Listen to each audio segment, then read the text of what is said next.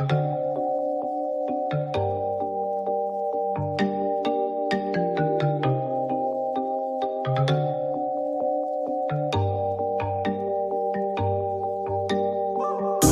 like candy. He never wanna play me.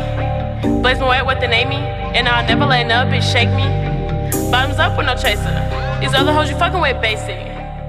Yes, I'm great. Hi, welcome to Moet Gets Me Talking, where we pop the cork and let the conversation flow. It's your girl Blaise Moet, and as always, if you're new here, I hope you stay. If you're a subscriber, welcome back. And don't forget, like, comment, and subscribe so I can keep this type of content coming directly to you. So, let's get into it. Hi, so today we're going to be talking about Married at First Sight, season 18. So I'm going to be pretty much kind of skipping over episode 9. I'm going to talk about where they left off from episode 9, moving into episode 10, because obviously episode 10 is crazy, right? So the first couple that we're going to talk about is, of course, lo and behold, David and Michelle. So basically, like at the end of episode 9, they were kind of like what appeared to be a good place, you know, like he was like, oh, I want to go to sushi again. I'll let you dress me.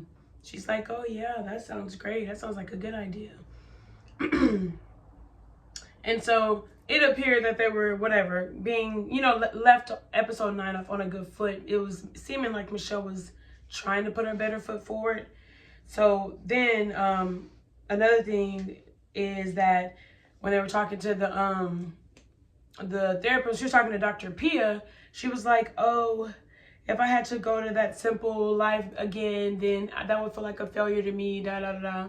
You know, she felt like David can't provide her that simple life. And so, I mean, cannot provide her that life. Cola, can you please go lay down? Please lay down. Thank you. So she basically felt like David cannot provide her this life that she likes, where she likes to go to restaurants, likes to go get wine and dine, travel, whatever. Okay, so now, which is so funny, like, look at Dr. Pia face. She's literally like, girl, what are you talking about? Like, are you even giving this dude a chance? Look at Dr. Pia's face. Literally. So then, fast forward to episode 10, and obviously it's their 1 month anniversary. Yay, right? 30 days. They've been married 30 days. And so he's like, oh, you know, I want to show her that I can do these nice things. Take her to a restaurant, right? So they're at the restaurant and they're eating sushi. It looks nice. It honestly looks like he got this chef selection where like the chef just keeps sending you the sushi that they want to give you. It looked really nice, honestly. Like the whole layout was nice. Their drinks looked bomb. His wardrobe seemed like something you would wear if it was cold outside. I'm not sure. I mean, but they are in what? Chicago, so I'm sure it might have been cold, but she judged him based on what he had on. You know, she asked him like, you know, is this your date outfit? This is what you wear to go on a date. You know, she was being super judgy with that one. But also too, it was kind of crazy because she was like, oh, I don't see us moving forward. Like, and he was like, oh, it's hard to hear that. And she's like, oh, it was hard to say. Like, girl, you always got something to say. Like, okay, duh. I mean, it was not that hard for you to say. You said it. I mean, so then moving on,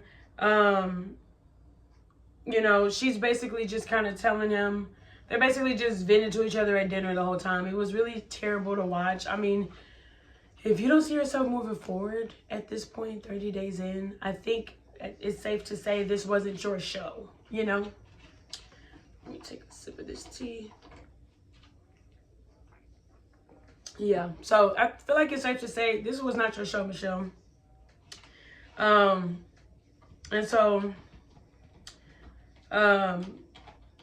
basically when they were at the dinner, he was also, I feel like he was late. I don't even remember if he was late. But basically, he was basically just saying, I don't know what to do. Like, you know, it really was nothing more to it. So, pretty much fast forward, we get to the part where they're in the episode where they're doing the dinner. And so he said he couldn't come initially, and then he was able to go. Great. And she kind of said, oh, he came on his break. That's no easy feat. He wasn't dressed up. Obviously, he was coming from work. But I don't know. it's kind of like, oh yeah, let me go back. That's what it was, y'all. So they're messy as hell for this. So why did they basically gave them a basket, you know, the anniversary basket, and it literally had the video of them saying their vows. And then when I was listening to Michelle say her vows, I was like, girl, you're not telling the truth. What she said was, I will strive to see both sides of the story. When have you done that? We're in episode 10. In what episode? Can you go point to me in which episode you was doing that? I would love to know. Because it was crazy. And then everything that David said, it was giving, he's still doing that. So I just thought that was so funny because on wedding day, she just seemed so open and so happy and so giddy and so nice. And then as soon as he told her that he was living in that basement apartment under his parents' place, it just went completely left. Like, I've never seen her get back to that place. So, basically, you know, they go to the dinner or whatever. I mean, that's pretty much it with them. They weren't even really up, obviously. I know it's crazy, right? David and Michelle weren't the highlight. They weren't the highlight of this episode. You know, obviously Imam and Nikichi were. So now we're going to move over to Camille and Thomas. So basically, I'm so excited for them. They finally got it on. They finally consummated their marriage. I feel like I'm really starting to like Camille a lot more. I feel like she's really starting to show me a different side of her where I'm like, okay, she's feeling Thomas. It's not just like one-sided, right? And so basically, after, you know, they did that football game in episode 9, moving to episode 10, you know, she was stretching him out, whatever, you know, from that game, they were talking about making jokes about how they was old and all that stuff. And so I think that's her job too. She's like a chiropractor or something like that. So she was stretching him out, and then they were able to talk, and they finally opened up and was like, oh, I like you. You know what I mean? And they both was like, oh, yeah, I like you too. So it was a good moment for them. I definitely also wanted to reiterate that I was right when she was talking to the counselors back in the previous episode, and she was like, oh, I hate that he makes these like jokes that are like kind of like, you know, not funny, they're like gross or whatever. And then literally he was just talking in this episode, he was like, oh, I felt like I was just making those jokes because I was nervous. Like, I didn't know if you like me or not. You know, we're new people around each other. So I thought that was great he said that, because I thought that anyway. Like, he was just kind of like, you know, making lame jokes because he was, you know, nervous. He didn't know really what to do yet. So I totally am super happy with the progression of the relationship. You know, she also in the last episode took him to go get some earrings. You know, she keeps saying the swagger meter stuff, but you know, she was, you know, feeling good about it. You know, it was obvious he was feeling good about it, about getting the jury, which I thought that was a nice gesture for her to do.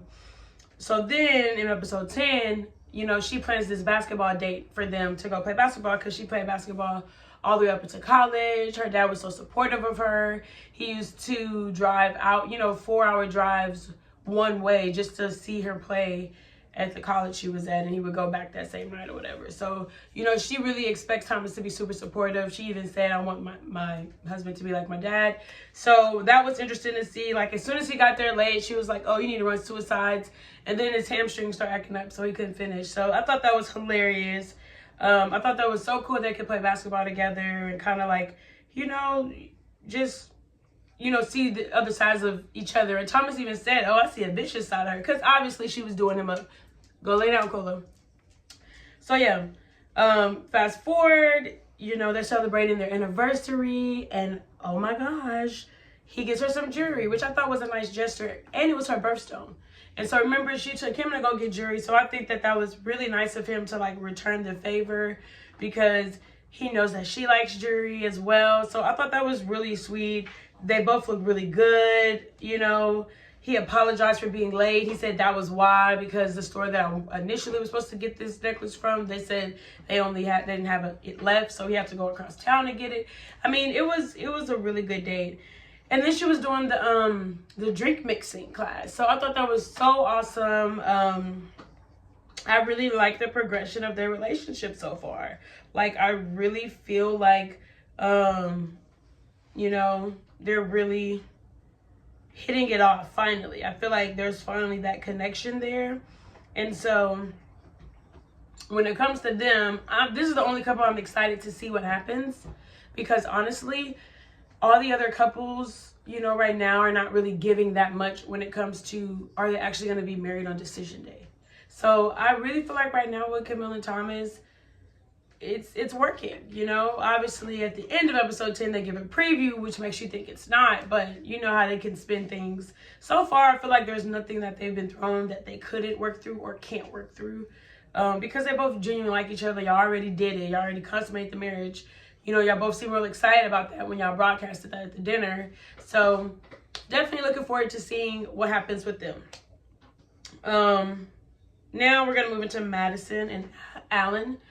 At the end of episode 9, they were doing the Twister game, and you know, the question came up, are you attracted to your spouse? And she said yes. Or no, the question was, have you thought about your spouse in a sexual way? And she was like, yes. One thing to note with them though, like at the end of that episode 9, like I kind of really didn't like the interaction that she gave Alan when she was like upset with him at the fact that he didn't want to go do the football because he was essentially hungover from them partying from his birthday, surprise birthday party that she threw him, mind you, right? So he didn't want to do it, you know, and she was like, oh, it was really fun, I wish you would have been there. And then when she was there at the place, she was talking mess about him, saying, oh, he was being a butthole, or da-da-da-da, because he didn't whatever. And so the one thing that I wanted to bring up is that, oh, that's so interesting that you, Madison, of all people, are upset that he doesn't want to come with you somewhere. Girl, you don't even invite him out with you with your friends. The only time you want him out with you is when y'all are doing some physical activity, workout class, working out, or hanging out with the other couples, which is what that football game was essentially, them hanging out with the other couples. So I really didn't like how she just was so not really seeing that, oh, you know what, why, like, it's okay that he doesn't want to come, he's tired, he's hungover, I threw him a surprise party, obviously I knew he got lit, I knew he drank a lot, he didn't want to come and play freaking flag football the next morning, you know what I mean? Like, he was hungover. That's normal. That's not something to be mad at, especially given the fact that it was his birthday, you know what I'm saying, the day before. So that was just a little kind of a cringe moment for me. It kind of seemed like she was being slightly nitpicky about the fact that, oh, this one thing Alan didn't show up to do. Like, he's showing up for all these workout classes, you know what I'm saying? So I don't know. I just thought that was a little nitpicky for me when it comes to Madison. Another thing that came up is this little baby dog. Look at this little dog. He's back, y'all. Look at his little face. He's so adorable, but he's so baby. He stole a cookie off the table out of their little anniversary basket and ran under the table and ate it. Literally. I'm like, and then he was just looking for more. It was hilarious, but he literally has no home training. Genuinely. No home training at all. So that little puppy is hilarious. Alan has no control over this little puppy. I think it's just so funny that Madison is always trying to like mother the dog, you know. So, and I kind of feel like that's like a point of like conflict for her, is like she feels like she doesn't like the way that he allows his dog to act the way that his dog does, and I think that's like a little ick for her a little bit. And so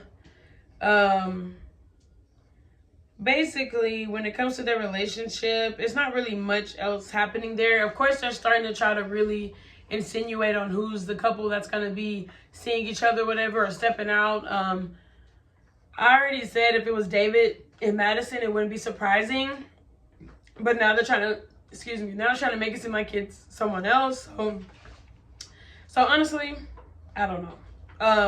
Not really much else going on with them. Definitely don't see them really making it to decision day. Like, why would I? You know, like, let's be for real. Like, why? She wouldn't. That's what I wanted to tell y'all. I don't know if I got that. Boom. She didn't even want to give him a kiss. They were playing tennis, and so the wager was if he lost, he would have to do a lap, run a whole lap around the tennis court. If she lost, she would have to give him a kiss. Boom. Obviously, he won. he trying to get his kiss. And she's like, oh no, you wasn't specific. You weren't specific. You didn't say it would have to be on the lips or on the cheek. And so literally she gave him a kiss on the cheek. What is this? What is this pity pat going back and like you don't like him, or do you like him? Like, okay, he's balding in the back. Like, you know, he's not your physical physique. Y'all been with each other 30 days and he keep expressing how much he like you. So if you don't like him, this is the point to say that. Stop trying to string this man along and being like, oh, you're going to have to work harder for that. Why? Y'all already married. You signed up on a show where they shouldn't have to work this hard. Y'all are married already. Like, you agreed to marry the stranger. So, I don't know. I with them, I think it'll be interesting to see them make it past decision day, but will they? Absolutely not. Absolutely not. So yeah, moving on. We're gonna go ahead and get into, of course, the highlight of the episode. Yeah, we're gonna do that. We're gonna do it like that. I just can't hold it anymore. I can't wait. Why is Akichi, we're gonna call him Ike, because I'm tired of saying his whole name. And he don't even, all that breath, we're not doing that no more. Why? Why is he acting this way, y'all? He's acting crazy. He's unhinged. He's genuinely unhinged. I mean, like, I've never seen so much shade come from a grown man in my life. Literally. I mean, it's shade here and there, and you know, it's kind of sickening because he's actually really good at it. Like, I be like, oh my gosh, like the way he be reading and really just making a mockery of himself. I mean, I just love it. Like, we already was questioning you because you signed up for the Houston show and you didn't make the Houston show because you're from the South or whatever, and then you moved to Chicago and then you signed up for the show again. Maybe that first time you didn't make the show in Houston was God telling you you don't need to be on the show. Like, why did you move to sign up for the show again? So when it comes to their relationship, basically it's this whole little spewed of basically at the honeymoon, you know, he put Imam's hand on his private parts or whatever, opening the door for, you know, whatever, more sexual chemistry. Fast forward. They're sitting with Dr. Pia and he says, oh, I'm just a piece of meat around the house. Whoa. It's like things were starting to escalate, things were going in the right direction, and then all of a sudden out of nowhere he decided that's not what I want to do. And so now he was even kind of like questioning her consent. Like, literally Dr. Pia said, are you saying that she violated you, like your consent, like you didn't consent to these things she's doing? Like, that's a very big accusation to make, especially on television. Like, that's crazy. And so you know, obviously her mom is taken aback by it because she's like, you're the one who first started it, and you know what I mean? So it's exhausting. It's crazy. Genuinely. Like, I have absolutely no idea why he's even on this show. He's clearly not wanting to be married, right? So now we're going to move on to basically at the end of episode 9, they were talking in her, you know, she showed him where she works in her practice. I'm going to tell you what it really is, because I know y'all thinking it, but just let me get there. But she showed him her practice.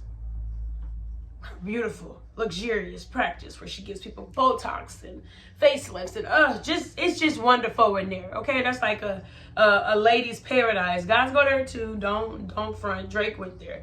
But anyway, it's literally beautiful in there. I mean, high end. I know. I just know she's worked so hard for it. Her office in there is amazing. And then they start talking or whatever. And so he's like, you know, oh, this is nice. You know, whatever. He never really be putting off a lot of emotion. And so then Imam is like, so what do you need from me moving forward so we can work through it? You know, because they're supposed to be making amends, starting fresh since the Dr. Pia talk, right? Wrong. Absolutely wrong. I don't even know why he stood up in that lady's face and told her he was about to try to make amends, because nothing he did after that day has been in that realm at all, literally. So he was like, oh, I need you to be in the moment. When she asked him, what do you need from me? He said, oh, be in the moment more. Like, it's okay to be silent. It's okay to just enjoy nature, enjoy the silence, enjoy us being together. I'm just like, I don't know what you're talking about, sir. Like, I get what you mean on the, like, you know, dead noise or, you know, like quiet noise or whatever. Like, yeah, if you're just in a room with, you know, your spouse or whatever, y'all don't have to be talking the whole entire time. You know, sometimes when you don't know a person that well, that could feel awkward, though. Like, that's different from people who know each other. It's different when y'all not speaking on, you know what I mean? That's different, but y'all literally just met. Y'all only 30 days into knowing each other. Bro, y'all gotta talk. Y'all gotta figure out what's what. And then eventually things should start flowing once y'all get to know each other more. It's like, he don't like that she asks questions. And we've already been there. We already talked about that. And so when it comes to the question thing, first he didn't like that she asked questions, y'all.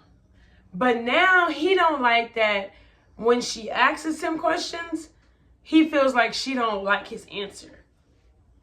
It's like, dude, it's one thing after another with him. It's like he already on decision day decided that he didn't like her that much because of how she looked or whatever it was. But within the first 2 days at the honeymoon, at the wedding, he decided that wasn't the type of girl that he really wanted to be with. He didn't tell nobody. He didn't tell the producer. He didn't tell Imam. He kept it to himself. But the way he's acting is like he go feed off any little thing to try to make it a thing. That way, when he do bow out and say he not gonna be with her on decision day, he gonna feel justified. Like, oh, I've been saying this whole time. But you making it up. That's where, you know, it's not connecting. You're making it up. So then he literally goes off on her after they basically supposed to be celebrating their anniversary. When they do the thing. Yeah, he was like, so don't come for my answers, basically. Like, warning one. Like, I would appreciate it is if you ask me a question, when I give you the answer, I want you to know my answer is sincere, and that is all I have to say at this moment. It's not anything else. You know, he was getting real spicy with that.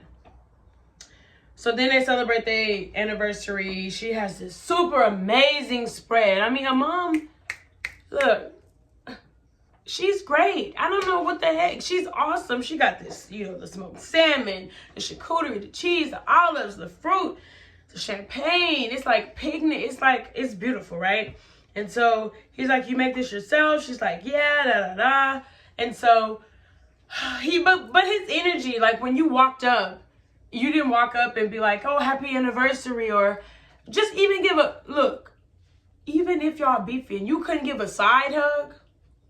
Like, you couldn't just give a little side hug.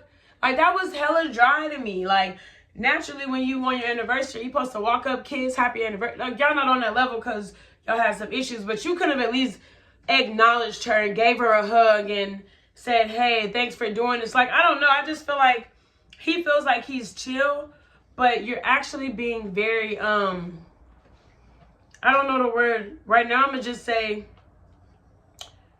dry, curt, cold. Like, you're not being very expressive. You're not being very expressive, except when things piss you off. That's the only time you're expressive. So anyway, she asked him, you know, you're pretty quiet. Is everything okay? He's like, yeah, just enjoying the moment.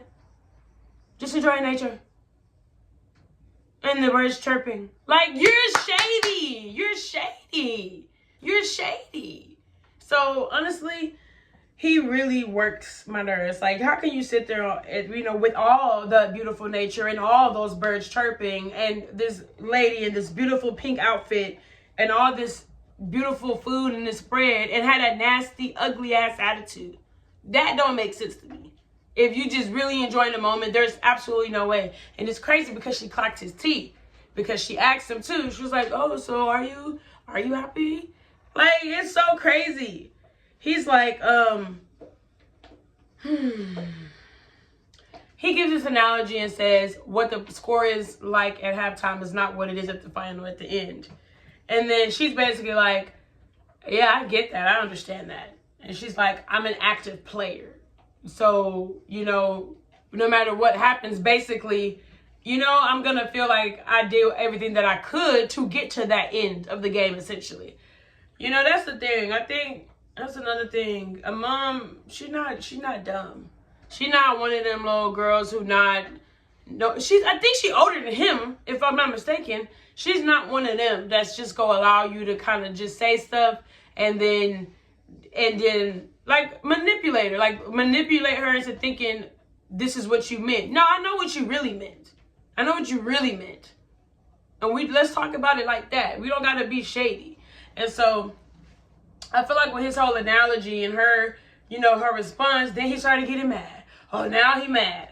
Now he upset. Then she pull out the paint. They do the paint or whatever.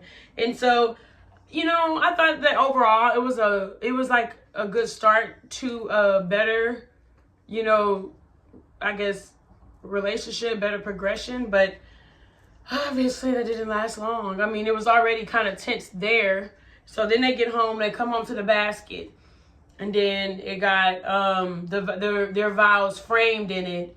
And she asked him something. She said, oh, so are you, like, how do you feel about your vows? She said, how do you feel about your vows today? And then he said, he was like, on that day, I meant everything I said, and I feel about it, And then she asked him another question. And then he started getting real pissed because he's like, oh, I feel like you be asking me questions, and when I don't give you the response that you want, or if my response doesn't align with yours, you start acting like my answer is invalid. He might have a valid point. He might actually. That I feel like that was the only time he actually really expressed himself in a way where I was like, you know what? I can see that. But the way he did it was crazy, because then he go backtrack and say, like, because that's how I feel about my vows. You asked me about my vows. If I looked at your vows and you asked me about your vows, I would have said that it doesn't say here that you can be an a-hole when I'm answering your questions. I'm like, bro, what? Like, he would, like, it's hot. It's hot in here. It's hot. I need you to calm down, settle down. Like, he was just so heated. Then, what did he do? Grab his backpack and dipped. Didn't come back to the apartment until literally like a couple hours before they had to do that dinner. So I just think he's showing signs of being weird.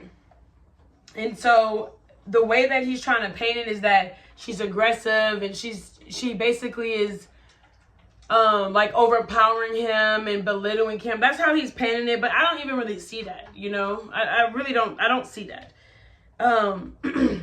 And I think it was so sad because then after he left, his mom went into the restroom and then she cried.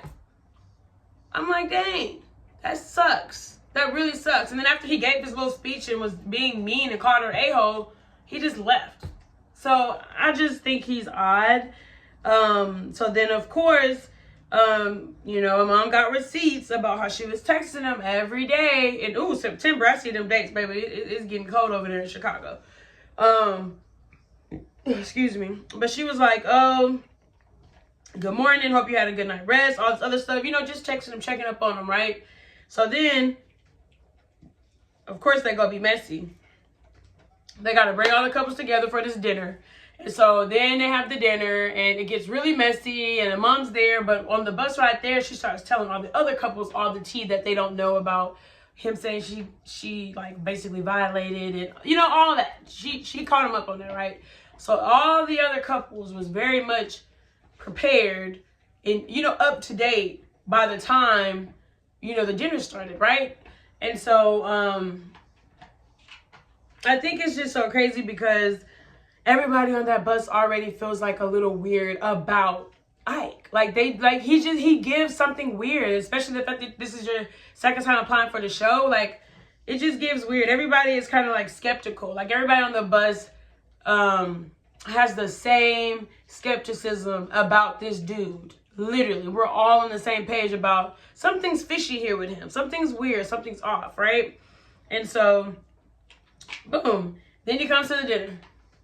And so M gets real messed up. She gets pissed because she's like, not you coming here lying, because she's like, oh, I've been texting you that. He's like, oh, you haven't been texting me. Obviously, I just showed you the text receipts. She clearly has text receipts for dates. She was texting you. So the fact that he lied about that was odd. But then when they asked him, how are you? He's like, chilling. I'm good. And then they was like, oh, is that right? Alan, he's super annoying. But he was like, oh, why are you so late to the dinner? And he was like, if you don't mind me asking, like, no, yeah, I mind you asking, but whatever. And so Ike was like, oh, I've been chilling. And then he was like, oh, so that was enough for you to miss half the dinner? Again, Alan. And so then Ike was like, yeah, it was. So he was just so weird. He was so weird. Came there in this Joker looking suit. He didn't come in there shutting nothing down. You came in there looking crazy, came up in there with bad energy. Like, these people was not about to check you about him. That's really what made me mad, is that you walked up in there like, he's like, oh, Alan, I get it, but I don't really want to have this conversation in here right now. Sir, this is Married at First Sight. You on reality TV. If you really thought you was about to sit down at this table with all these people who just got this tea about you and they wasn't about to ask you about it, you're out of your mind. This is not your show. This is not for you. Because, of course, everybody at the table was what? Why weren't you here? What's going on with you and M? Is it something y'all can work through? You know, trying to be helpful, positive peers, right? And obviously, he wasn't having it.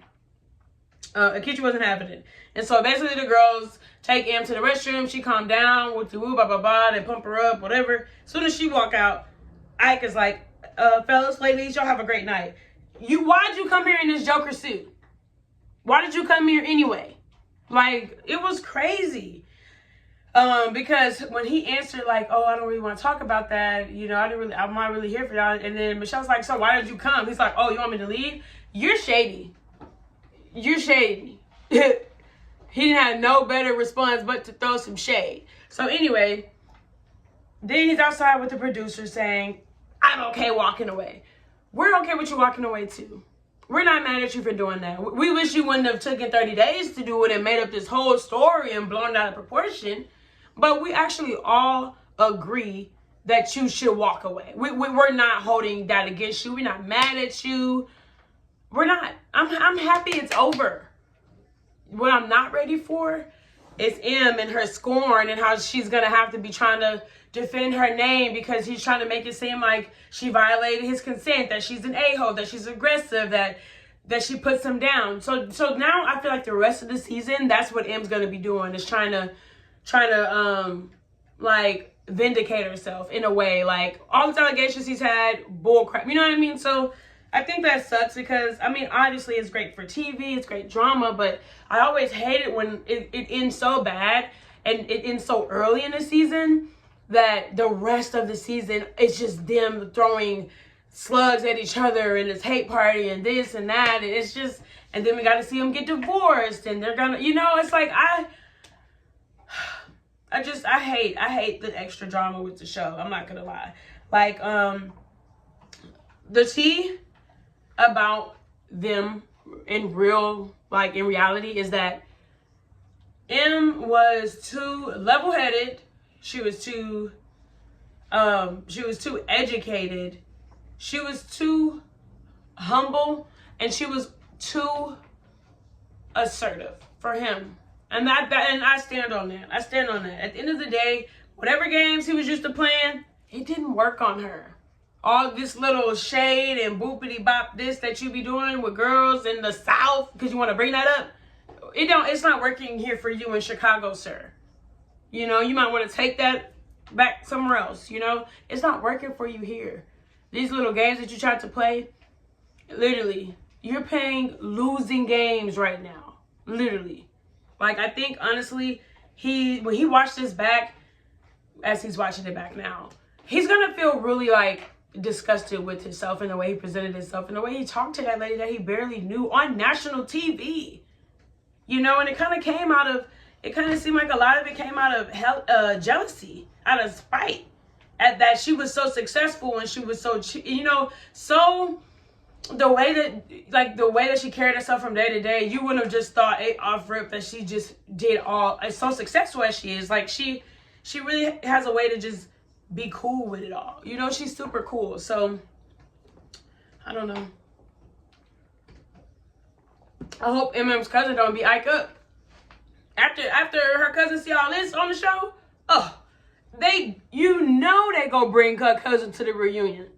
You know it. They always be trying to bring the messy family members to the reunion. So, I'm excited for that. Then the last thing is obviously Juan and Carla, which is absolutely nothing interesting. The one thing I want to highlight is that Carla, I don't know. It's just, I've been wondering what's happening up there. You know, like, I don't be knowing, like if you shake her, like, would it rattle? You know what I mean? Like, the way that she just be talking and answering questions, I'm like, girl, what is going on in your head? What are you saying? What are you thinking about? It just kind of seems like there's like fairy dust in there and tarot cards. Like, it's not really anything of substance happening in there. And so then I thought it was so funny because one was getting on her for sleeping all day. He done hit a 20-mile bike ride, did some business stuff, and he get home and she was still asleep. So I don't know. I feel like it's so interesting because Carla kept saying, oh, Juan is having so much fun. I want to see his serious side. When is he going to, like, not be so fun? And it's so funny because it's like, as soon as I got back from vacation, Juan was on it. Working, this, that, the third. Like, he was literally enjoying his vacation because he genuinely actually does work hard every day. You know what I'm saying? So, yeah, I think that's actually very hilarious because Carla... Whoa, she done left her job, done quit her job. I'm like, girl, we're not gonna go too hard. I'm not gonna go too hard. At the end of the day, when it comes to Carla and Juan, I can tell that Juan isn't really super attracted to her that much. Like, and it's not because she's not beautiful or pretty. He's not really attracted to like her what's happening in her head. Like, he don't feel like she has drive, she has ambition. He doesn't feel like she takes her business seriously.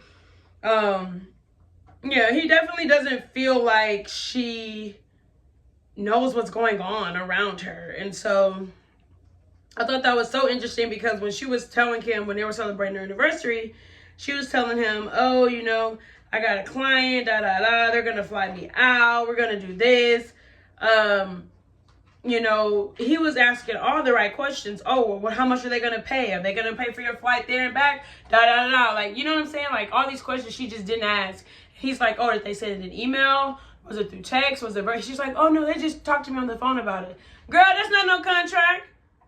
Like, I don't know. I just feel like she's ditzy. Oh, that's the word I was trying to think of. She's freaking ditzy. And it's like... One, at his point in his life, he don't want somebody that's like that. He's like, I have so much going on with my own life, and I have so much of myself that I got to keep up with. I don't even know if like, you are able to be coachable. Like, because that's the thing. He's, like, super willing to help, and, you know, but it's like, if I help you and then you just kind of throw it all the crap, what was the point? So, I don't know. Right now, they're not very interesting. Carla says that she feels like she's kissing her cousin. You know, one said that when Ike came in, he just felt all the bad energy. So, like, you know, everybody essentially is on the same page about Ike and how he just needs to leave. But other than that, y'all, that is a wrap.